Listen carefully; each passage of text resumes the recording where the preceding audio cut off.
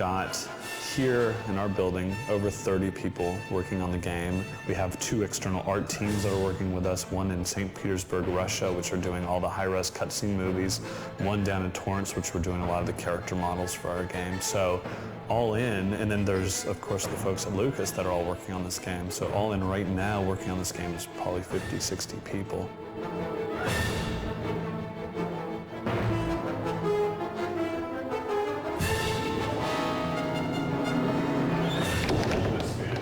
It's definitely pretty exciting to be working on a Star Wars title now. It's just been amazing to work in a game how Star Wars: The Clone Wars. I'm a huge Star Wars fan. Wait a minute, there's a thing called the Clone Wars, and he was a Jedi like his father? Who was Luke's father? And like all these questions start to come out.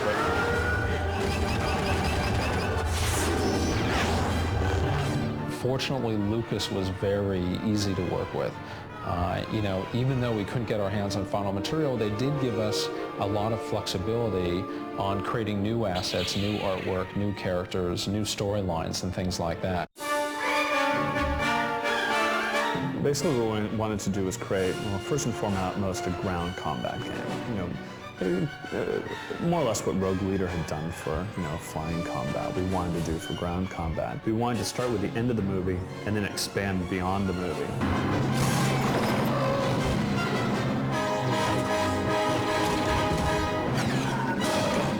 Clone War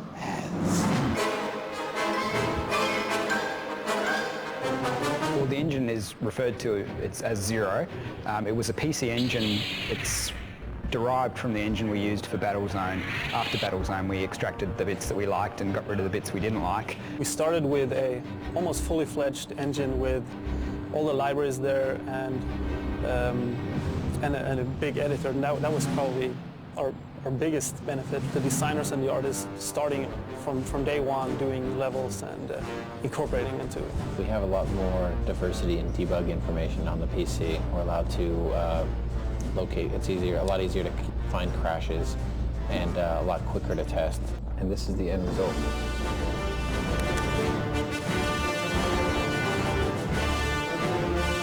We literally have hundreds and hundreds of clone troopers and battle droids. That's basically just cheating, doing a lot of smoke and mirrors. On screen at one time, just shooting lasers. Basically just one texture stretched out and some small magic on it.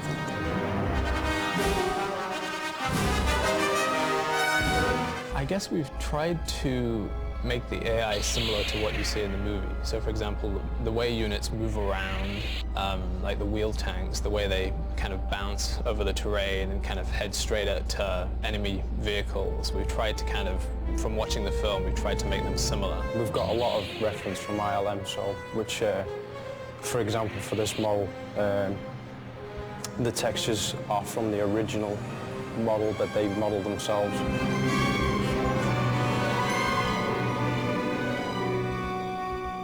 You know, we work very closely with the rest of the Lucasfilm licensing. So a lot of the vehicles and planets that we've got and the characters that we've got in our game are now being used by other books and comic books. So for example, the hover tank, one of our planets, and some of our characters are going to be showing up in different books in the Star Wars universe. One of the things I'm most proud of in this game is that we really kind of, our focus from the beginning was to get as close to Episode 2, the feeling of Episode 2 as possible, and to capture as many of the cool moments from Star Wars as we could from all the Star Wars films. And I feel especially proud because I feel like we've done that, really kind of given you the thrill of a speeder bike chase and the excitement of, you know, of flying a gunship through a canyon with a huge war going on below you, and the kind of impressive power of a walker marching through snow-filled lands, and the epic scale of being on foot as a Jedi and running around a huge battlefield. So when I look at those little components, I feel like something that we started 2 years ago and that I can see to fruition at this point and stayed consistent. I'm especially proud of that.